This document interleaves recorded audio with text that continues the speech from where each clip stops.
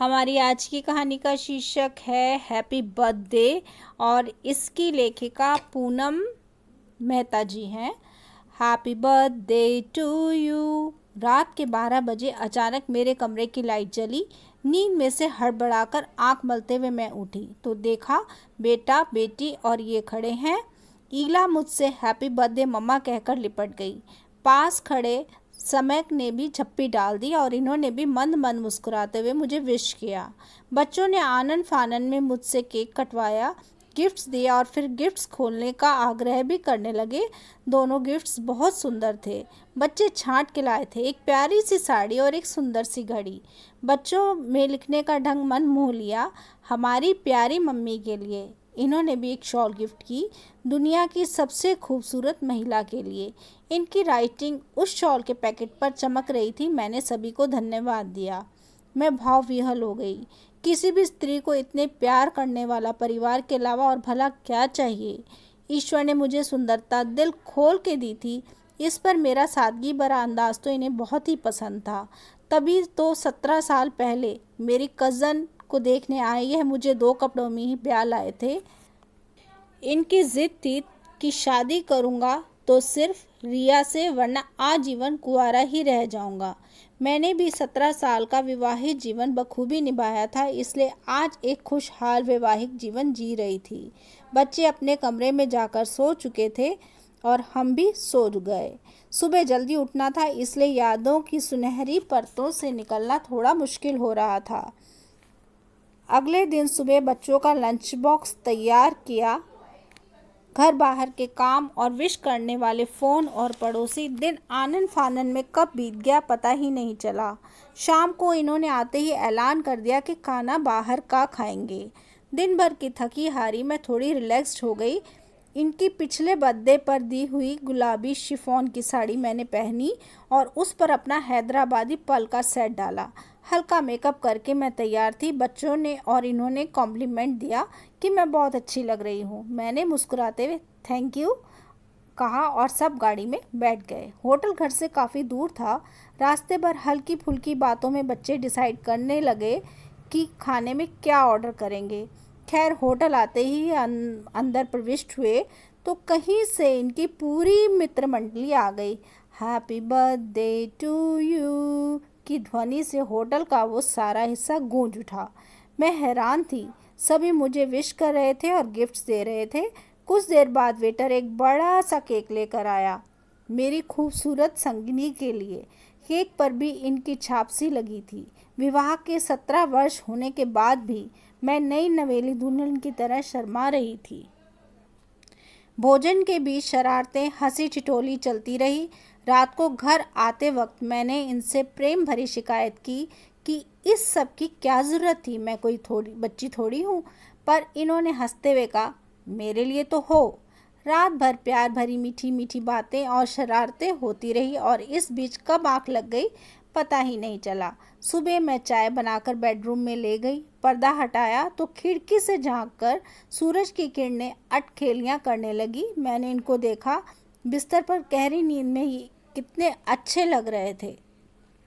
बस बालों से सफ़ेदी झलक रही थी और आँखों के नीचे थोड़ी स्याही सी हो गई थी, पर अभी भी कितने अच्छे लगते हैं। जब मैं इनसे पहली बार मिली थी तो कितने आकर्षक लगते थे। इनके द्वारा प्रपोज करने पर मैं भी तो कहाँ मना कर पाई थी।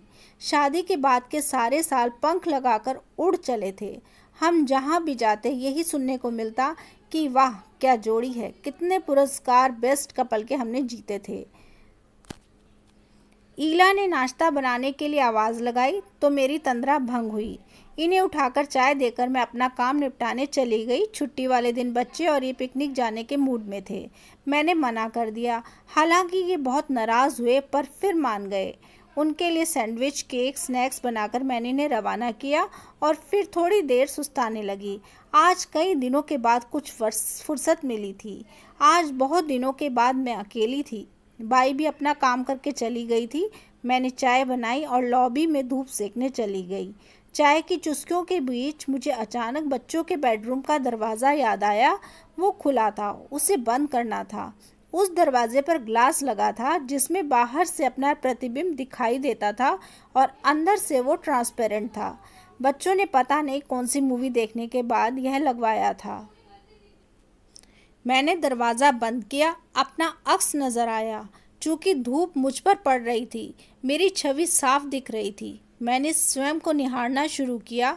अपने ड्रेसिंग टेबल में वो मुझे इतनी बारीकी से अपना अक्स नहीं दिखता था। मैंने देखा कि मेरे बाल काफ़ी चमक रहे थे। मेहंदी का रंग बालों पर दिन में ऐसा दिखता होगा मैंने सोचा भी ना था।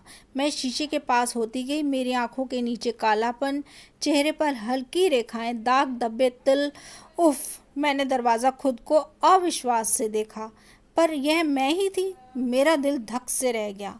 मैंने घूम घूम के स्वयं को देखना शुरू किया। गर्दन पर हाथों की स्किन तो बहुत ही ड्राई लग रही थी।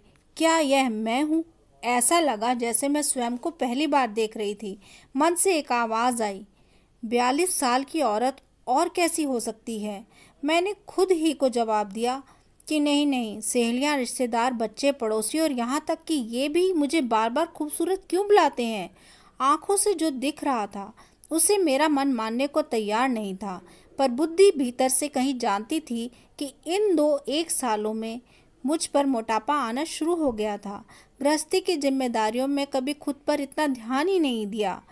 सब मेरी तारीफ करते रहे तो मैं भी इस और उदासीन ही रही, पर अब मेरा धैर्य जवाब दे रहा था। सारा दिन मैं हैरान परेशान स्वयं को शीशे में देखती रही और आकलन करती रही कि क्या मैं सचमुच सुंदर हूँ। मन बेहद परेशान और उद्विग्न हो उठा। देर रात ये और बच्चे आए तो मैं काफ़ी संयत हो चुकी थी। ब्यूटीफुल की अवधारणा को अपने लिए मैंने नकार सा दिया था। चेहरे पर इतनी झुर्रियाँ, तिल, दाग होते हुए भी भला कैसे खूबसूरत हो सकती थी? व्यायाम व मेकअप, फेशियल व कॉस्मेटिक सर्जरी के फेर में मैं कभी पड़ी नहीं, और उम्र के इस पड़ाव पर अब कैसा रंज। मेरा इनके साथ पार्टियों में जाने का उत्साह घटने लगा। बच्चे भी जब किसी साथी के अभिभावक से मिलाने को कहते तो मैं मना कर देती। दिन के फंक्शंस में मैंने जाना बिल्कुल ही बंद कर दिया। मेरी चूहल, हंसी, ठिठोले सब बंद हो गई। मैं उदास और गंभीर रहने लगी। घर के वातावरण पर इसका बहुत प्रभाव पड़ा। बच्चे सहमे सहमे से रहने लगे। जिस घर में इतनी पार्टियां, लोगों का आना जाना लगा रहता था, वहाँ सन्नाटा सा पसर गया था। इन्होंने कई बार मुझसे पूछा, पर मैं कोई वजह ना बता पाई। कहती भी क्या कि मैं सच्चाई का सामना नहीं कर पा रही हूँ। मुझे अपनी डबल चिन, काले होठों और झाइयों वाले गालों के साथ बाहर निकलने में शर्म आती है। लेटेस्ट फैशन के कपड़े मुझे अब टाइट होने लगे हैं। मेरी समस्याओं का विकल्प था जिम, ब्यूटी पार्लर या कॉस्मेटिकोलॉजी, पर मैं ठहरी ओरिजिनलिटी में यकीन रखने वाली। किसी भी तरीका दिखावा मुझे पसंद नहीं था। बच्चों से, इनसे, सगे संबंधियों, रिश्तेदारियों, पड़ोसियों से मैं कटने लगी। ब्यूटी को लेकर भी अधेड़ अवस्था में डिप्रेशन हो सकता है। कोई मेरी व्यथा सुनता तो हंसता, पर अपनी पीड़ा तो खुद ही समझ आती है। मन में उम्र ने इतने घाव दे रखे थे कि किसे दिखाती। जीवन सामान्य होकर भी मानो सामान्य नहीं रह गया था। दिन, सप्ताह, महीने गुजर गए और आ गया एक बार फिर से मेरा जन्मदिन। इस बार बच्चे बाहर गए हुए थे। रात को 12 बजे इन्होंने मुझे जगा के विश किया। मेरी खूबसूरत, प्यार और दुनिया की सबसे खूबसूरत पत्नी के लिए, यह कहकर इन्होंने हाथ बढ़ाया। इनके हाथ में लाल रंग का महकता हुआ गुलाब था। बस मुझसे और सहन नहीं हुआ। मैं लगभग चीख ही पड़ी। क्यों जले पर नमक छिड़क रहे हो? मैं 43 की हो चुकी और कहीं से भी सुंदर नहीं हूँ। ओह, तो यह बात है। इतने महीनों से यह चिंगारी दबाए बैठी थी। मैं फफक कर रो पड़ रही थी। मुझे लगता था कि इनका प्यार और तारीफ मेरी खूबसूरती के कारण ही था, और वो अब निसंदेह कम हो जाएगा। मेरी सबसे बेस्ट क्वालिटी ही मेरी नहीं रही थी, और उसे मैं वापस भी नहीं ला सकती थी। इन्होंने मुझे अपनी आगोश में ले लिया, मेरे आंसू पोंछे, बिस्तर पर बैठाया और कहना शुरू किया, पगली, मेरी नज़रों में तुम अब भी खूबसूरत हो। 43 की हो गई हो तो क्या हुआ? मेरे लिए तुम अब भी बेस्ट हो। मैं ध्यान से इनके चेहरे पर उतार चढ़ाव परख रही थी। इनके चेहरे पर अभी भी शरारत खेल रही थी। तुम्हारी तन की ही नहीं, पाक साफ मन की खूबसूरती के हम कायल हैं। इतने साल इतनी निष्ठा से तुमने शादी को निभाया है। पुरुष तो फिर भी कहीं इधर उधर फिसल जाते हैं, पर स्त्रियां ज़्यादातर एक ही की होकर रह जाती हैं।